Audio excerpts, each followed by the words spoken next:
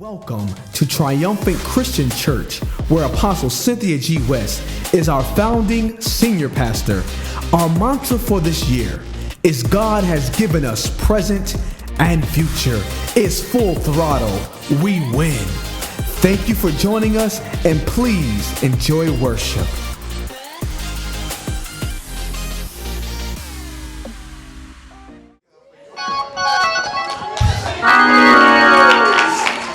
I want to talk today about something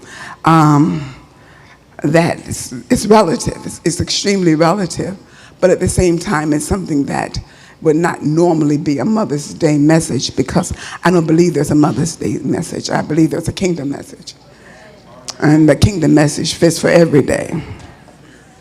I honor the fact that they have this day to honor mothers, and for sure we do honor all mothers. So we proclaim Happy Mother's Day, whether you're a biological, adoptive, single, spiritual, nurturer, or expecting, great auntie, a support person, whoever you are in this whole complexity of motherhood. Happy Mother's Day.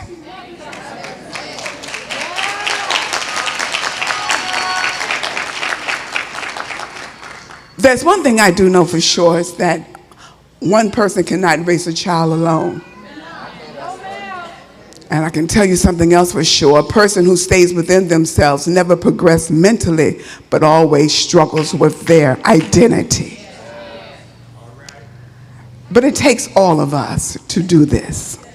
It takes that one sitting in church that'll look at that baby and smile and make a stupid face and say, "Will you laugh so your mama can get a break from you?" It takes that. It takes that. It takes you overlooking the screaming child and not look at the mother as if she could do something about it. It takes that. It takes you walking by them, and we're living in the day now. You think people ought to be encouraging you, but who have you encouraged? I told you it was going to be a little different. But we must begin to understand that we in the gospel, many of us have become very, very selfish. This is not a do what you want to when you feel like doing it. This is a what did God say do, and then tell us, explain it, and we all will do it. The Bible said read the vision, not come up with it. So that means that the vision is already written. So it takes all of this. I think that we have a tendency to compare. When I was growing up, they wouldn't have that. My mother be there, knock me across the room. But it didn't do you any good. Because some people's personality, they'll get up and shake it off and say, okay, knock me again. And it's not, and I tell people, it's not necessarily all of the punishment as much as it is the consistency of you being the same person, whether they like it or you like it or not. One of the things that parenting demands is that I be consistent.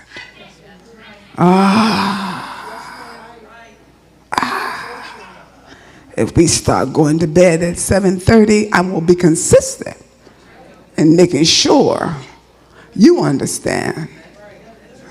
7:30. I speak of consistency as if it is an easy task. People look at us as if we are have an easy way to go. And so they refer us back to 20 years ago and 15 years ago. People were not working like we're working now. People were not busy like we are now. Children have iPhones because they have a schedule.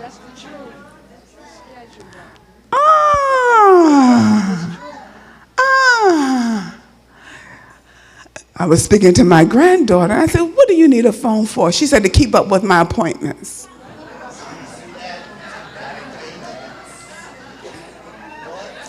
She said, see, Mom, I got a lot of things to do, and I got to keep up with all of them. I said, all right. Because now the parent runs behind the child, and the child does not run behind the parent. We're not living in the day when the parent would go out to work and the child would tag along holding on. No, we're living in the day now that the child is going to lead and the parents are going to follow. Because if you want your child to be successful, there's some kinds of things you're going to have to give up, whether you like it or not. And you're going to have to get up and do it whether you like it or not. I know you may not think gyms are important, but for children right now, they're extremely important. I know you may not, but when we don't understand the fullness of what is going on. Why? Because when they go for a sport, one of the things they want to know, especially if they're going to be on the traveling team, how good are they and who trained them? Just stay with me for a moment. So our judgment now is flawed. Isn't it amazing that when we begin to change a culture, what is old and valuable becomes more valuable? But what is old and negative gets in the way of the change. What is old and valuable becomes more valuable. But what is old and negative gets in the way of the change.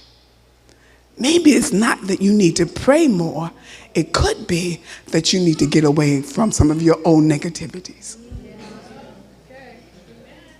Oh, I wish there was a... Maybe it's not that you're not doing right in God. You may excel because in all actuality, he's given unto us all things that pertain to life and godliness. So the reason why I'm in a negative zone is because there's something I needed to change before I got to my new place. Look at somebody and say, we're in a new place. A totally different era. God is the very same God, but he demonstrates himself in different ways. Churches would normally not be able to stand up and say the membership debt is paid off. The church would normally say the church's debt is, the church's debt is paid off. We would have a bulb over there on the wall, a thermometer. Don't act like you ain't been in the church and seen the thermometer.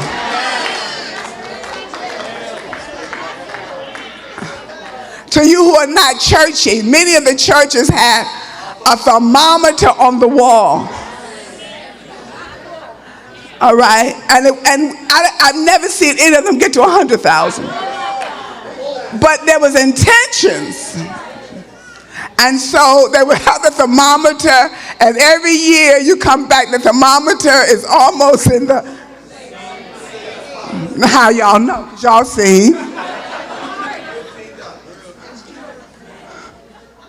Churches have building funds and never build anything, but how you know? Because y'all seen it. Things are totally different. Things are totally different. But God is manifesting himself in a totally different way. And we're going to have to learn to embrace this. We're going to have to learn how to mingle in the old and the new and not get rid of the old that is valuable. Standards are old, but they're valuable. Principles are old, but they are, even though many times I've seen people mislabel them and use them incorrectly, they're still what? Valuable. So today I want to talk to you about that. I want to talk to you today from the topic, it's necessary. It is necessary. There's some things that are necessary. It is necessary now that we gain greater mental healing than we've had in the past. I need somebody, look at somebody and say it's necessary. On a day like today, if your mother is alive, you give something, call, do. And sometimes you don't even think about it. You think of the fact more that for some of us, that it's Mother's Day and I've got to do. Because sometimes when you think of your family, it brings up hurtful and painful situations. I know not for all of you. See? And so we take a day like today and we skim over it as if it's okay. But we never change emotionally and mentally toward those that we need to respect. I need somebody to say it's necessary. Doing what you want to do for a parent does not gain them respect. Ooh, buying what you think they would like to have is not necessarily respect. I need somebody to say it's necessary. Here we go again with a change of culture. John the Baptist is praying, and everybody is praying for the Messiah to come. Jesus comes. John sees him coming to the river to be baptized. Here is the Lamb that taketh away the sins of the world. Look at somebody and say it's necessary. He believed that he had the culture he was waiting on. He believed that he had the answer he was waiting on. Because in his mind, he had already predetermined how Jesus ought to act, how Jesus ought to be, and what Jesus should have done. I wonder how many of you already predetermined how people ought to be. Slap somebody a high five and said, this message is necessary. Isn't it amazing that when somebody transitions, we got a lot of great things to say about them, but while they're living, we can't hardly open our mouth. I've never seen so many people put hateful people in heaven. I'm like, did you really? I know them. I knew them. And I'm like, I can't take it. Everybody's on their way to heaven when they die. No, they're not.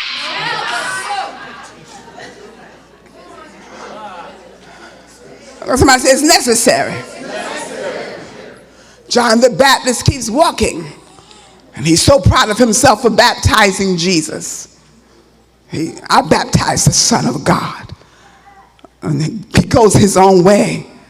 And his ministry gift causes him to be in prison. We don't like it when our own personality locks us up. But he went about it the wrong way. I wonder this morning how many know your own personality has locked you down.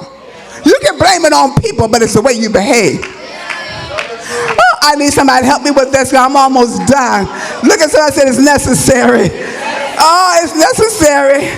Conflict with the new culture. Conflict with the new way things are doing. While John is in prison and he's hot, nobody volunteers to go to jail. I behave myself so I don't go to jail. I'm not tempted with prison. I'm not tempted. I'm not tempted with nobody telling me what to do, especially putting my hands behind my back.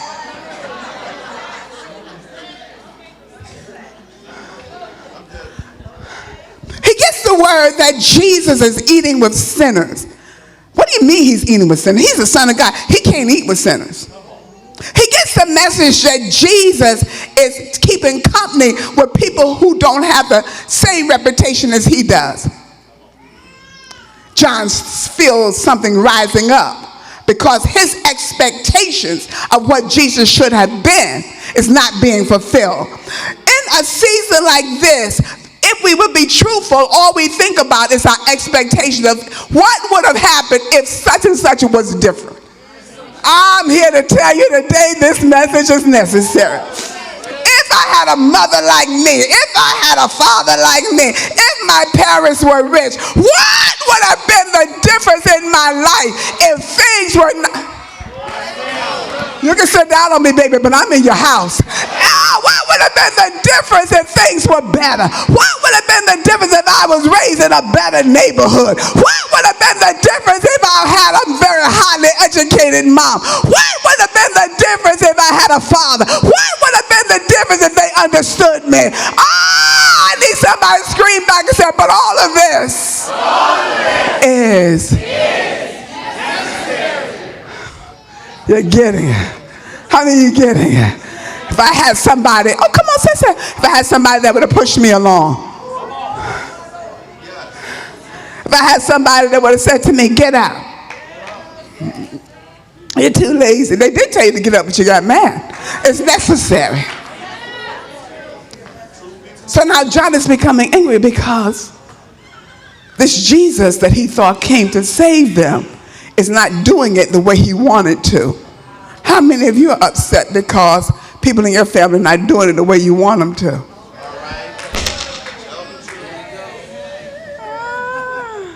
Why you got to be that way? Why you got to act that way? I thought you said you loved the Lord and everything. Look at you, look at you. Am I going down memory lane or what?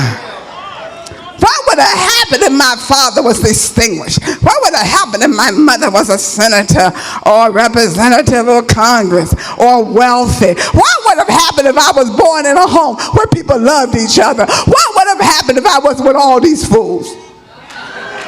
Couldn't you have saved some fools for other people that just gave me one or two? Did you have to give me so many? What would have... Oh, but instead, look what I got. And here I am struggling with what I've got. John says the same thing to Jesus. He says to Jesus, he says, guys, go ahead, baby. Go ahead and preach with me. He says to Jesus, he says, guys, to his disciples, I want you to go and ask Jesus, is he the one Israel was waiting for, or should we look for another?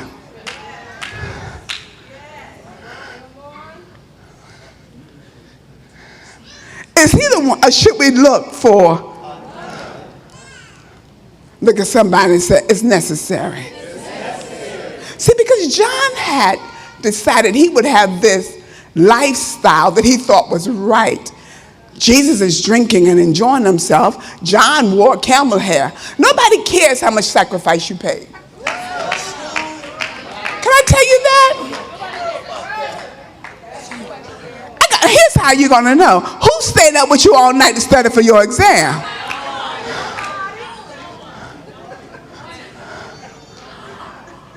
Are you with me?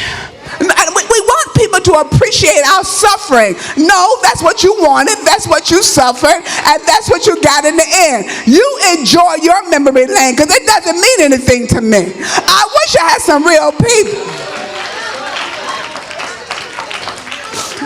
My mother telling me she walked 20 miles to go to school didn't mean nothing. I know you sitting up studying don't mean nothing. I mean, every year mama's distance from her home to her school, it sort of grew. But now we're not going to tell mama last year it was a couple of blocks. This year it's a half a mile. Where we going with this? You know? I'm going to tell mama. I'm going to tell mama that. I'm going to listen to mama and go, okay. But in my head, I'm saying, this line is growing. Anybody else in the house? This line is growing. John decided he would wear camel hair. John decided because of his call, God told him to do it. Yes, but God can tell you to do anything, but you have to decide to do it. So stay with me and don't try and go before me. Okay, see, don't try that with a prophet in the room. Try that when you're with your... See, God told you to come to church, but you had to get up and make yourself... How many with me? I could have stayed in the house, but I had to get up. Baby, sit over there so the light's on in your face. Okay, I had to get up and do what? Come to the house of the Lord and get the message straight. Look at somebody and say, so get the message straight. So John the Baptist decides he's going to eat locusts and wild honey. Jesus is drinking wine and eating fried chicken. John is mad.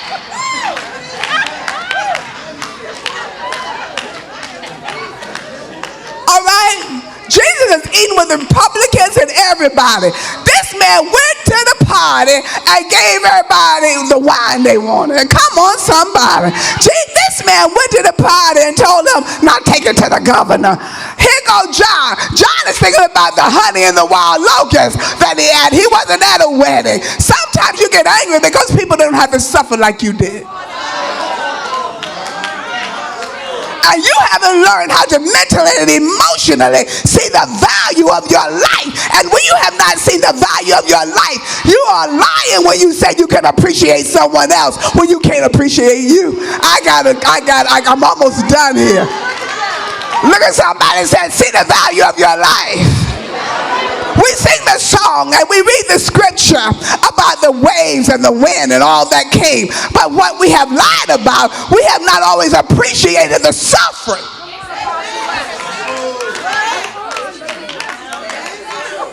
Many are the afflictions of the righteous, but the Lord wanted to look at somebody and said, get over it. It was for your good.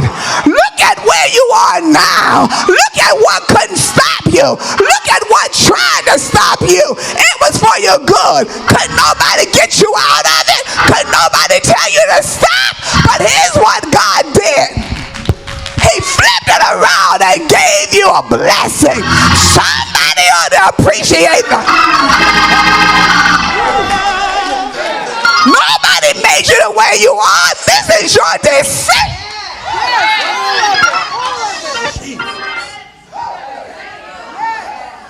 So then, I'm almost done here. We're so busy blaming other people for how we turned out. Let me tell you what the problem is without turning out. We never turned in. Never turned in to evaluate. Never turned in to make ourselves stop doing things. Never turned in. John decides to turn in when he hears that somebody else has it better. Jesus says this. He says, go back. Oh my God. He said, go back and tell them what you have seen. Matthew 11:4-6. We're not going to read it because I'm going somewhere else. Stop looking at being like everybody else and focus on what is necessary. Stop imitating. Stop comparing. Stop competing. John, God is moving. It may not look the way you think it ought to look, but you cannot deny the fruit. It says the blind receive their sight, the lame is walking, and those who have leprosy are being cleansed, the deaf hear, the dead are raised, and the good news is proclaimed to the poor. Bless anyone who does not stumble on the account of me, because I'm not doing it and haven't done it the way you thought it ought to have been done. Now here's your message today. We're we have to understand what John thought and look at our current situation, because that's how most people are thinking today. You think what you want to think. You do what comes to your mind and God in the Spirit. God in the Spirit didn't tell you that. When God speaks in the Spirit, he speaks for the good of the whole. God wouldn't tell me to come to church dressed a certain way if it would affect the whole.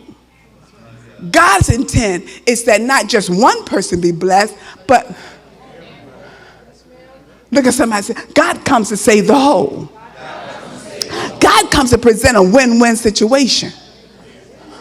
God comes to give us this. In this culture we are experiencing, we have a moment like John. Being right is often based on our opinions, our emotions, and our feelings and our standards. The nature of God will always interrupt the culture of man. Get from me Ephesians 6:2-4. Here we are. When you read this out of the King James Bible, it says, honor thy father and mother. So honor them. Honor them. We think honor is a mere respect of good morning. When you deal with honor, you're dealing with the attitude of courage to be kind. When you deal with honor, you're dealing with the attitude of the courage to have a certain type of voice. He says, honor them. He didn't say straighten them out and take care of them. He said, honor them. Because when you honor somebody, everything beneath that is already taken care of.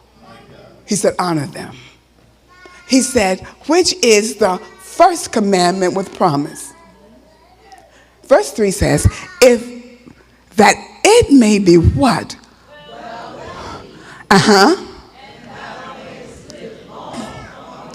My extension of my life is predicated on my honor and my respect. Ooh.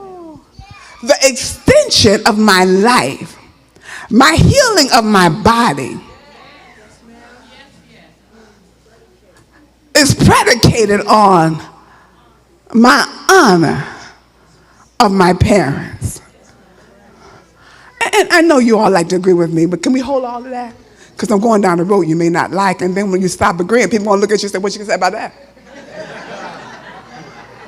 I'm going somewhere with this. I'm going somewhere with this. It's necessary. This is necessary because we have a tendency to compare everything around us with the value of other people, never developing the value of ourselves. The power of God is that where you were born, who brought you in, how you got here is irrelevant because there's a greater assignment on your life than your journey to get in this earth. Your assignment on your life is predicated, and that mere assignment on your life that brought you into this earth lets you to know you're already a winner. There's no way you should have been this productive and you weren't born on what they call the right side of the track. I'm telling you, I'm headed somewhere. But we don't have time to look at that and appreciate that God, since the time you first breathed on this earth to this present hour, have made you a walking miracle. How dare you look back and find judgment? They didn't become valuable after they died. They were valuable before they died. But you didn't see it. You miss them now. Let's go, Cynthia. When you begin to understand, I don't want to hit that. That fourth verse says, and ye fathers, provoke not your children to wrath, but bring them up in the nurture and the admonition of the Lord. Now let's read this out of the Living Bible. Are you ready? Honor your father and your mother. That is the first of God's 10 commandments. Honor. Positional honor. Because God allowed you to birth me. That's positional honor. I could have been left somewhere else. And they never took care of me. But God had someone who did come. Moses was put in a basket and sent down the water. But God had a movement for Moses. So God now begins to tell you in positional honor, respect. In positional honor, be kind.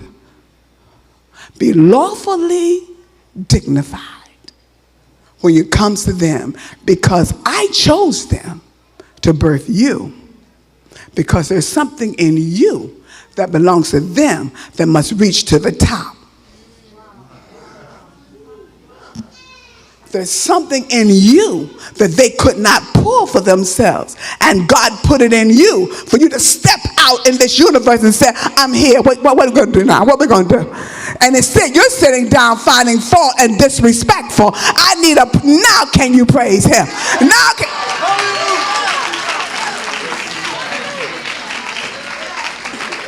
I will always remember my singing for so many things.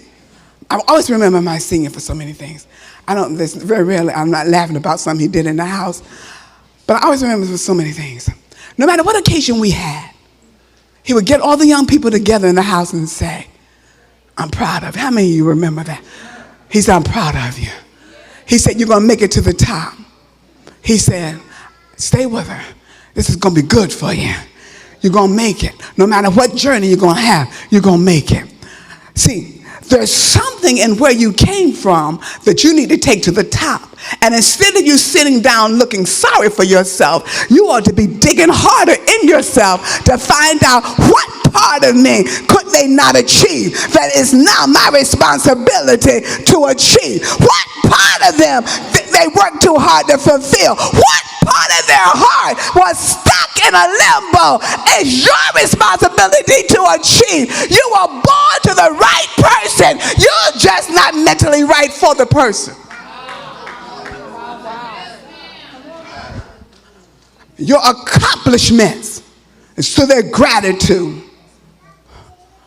Whoever it was. Let's finish reading. And when we call Mother's Day, there ought to be something very humble about you, because you haven't proved yourself to be good yet.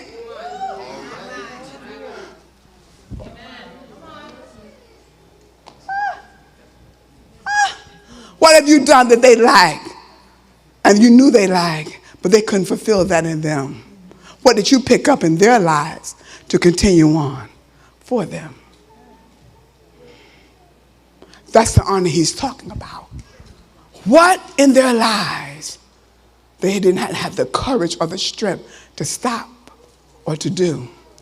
And what have you done to complete where they stopped at? Because they did their best, whether you see it or not. When you get what you want, doesn't mean you fulfill what they wanted. I'm just talking about Happy Mother's Day. That's what I'm talking about. What gave you? What is it? Or are you still critiquing them as if they had the chances you have now? So here we are. Here we are. So this is the promise, that if you honor your father and your mother, you will be a long life full of. So now you understand that some of your blessings are predicated on should have had them, but you're too nasty. Should have had them, but you were not kind enough. You're not loving enough. You're telling people, I wouldn't take it. I wouldn't do it. How do you know? You're holding your baby and you would do anything. Oh, let's see. Come on. 4th verse says, and I've got to give this to you all. The 4th verse says this, and you parents, and now a word to you parents, stop, don't keep on scolding and nagging. I got something inside of them I'm working to bring out, but you're nagging and you're scolding too much. But I thought you were supposed to do this. You talk to them and you fuss. They may be doing the best they can do too. And you talk to them, no, don't lie. Because if you were great when you were younger, you'd be mighty when you're old.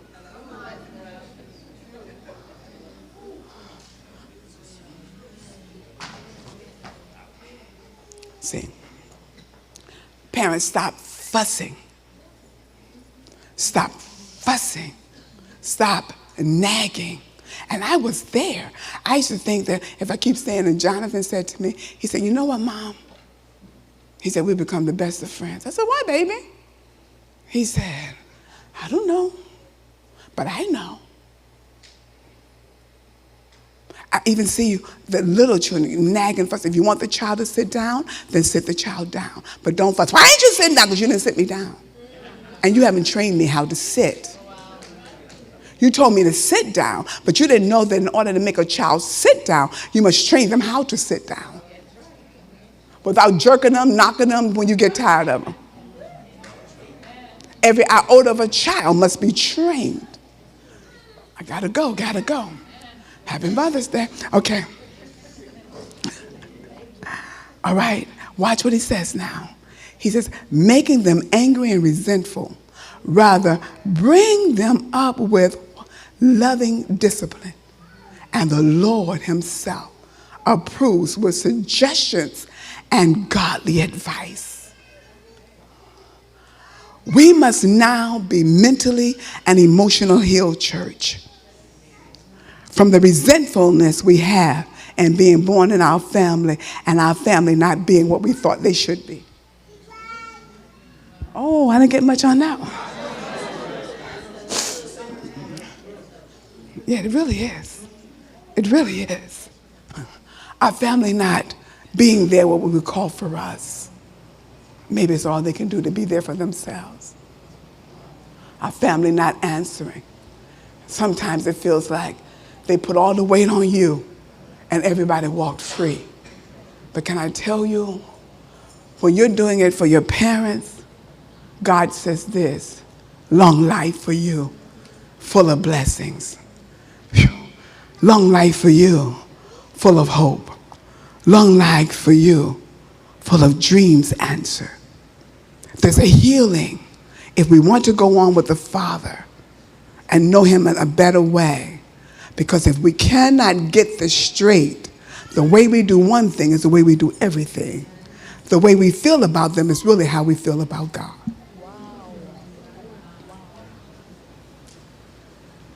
And too many people in the church, handicapped people, because we have not come to where we need to be in forgiveness. It must be forgiveness. It must be forgiveness. And it tells the parents, no, part of it is because you're a nagger. And people know when they're a fusser. People know when you nag. People know that. People know when you're worrisome. People know what they are. Oh, I'm being worrisome again. True that. But he said, where I'm taking you, you must now bring peace. And I've never seen so many people praying for somebody else, and you don't have no peace for yourself. Why don't we first get a dose for us? And let's pass it out.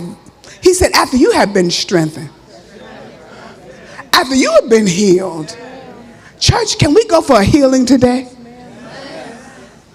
How many people know I need to be healed in this area of family? Stand.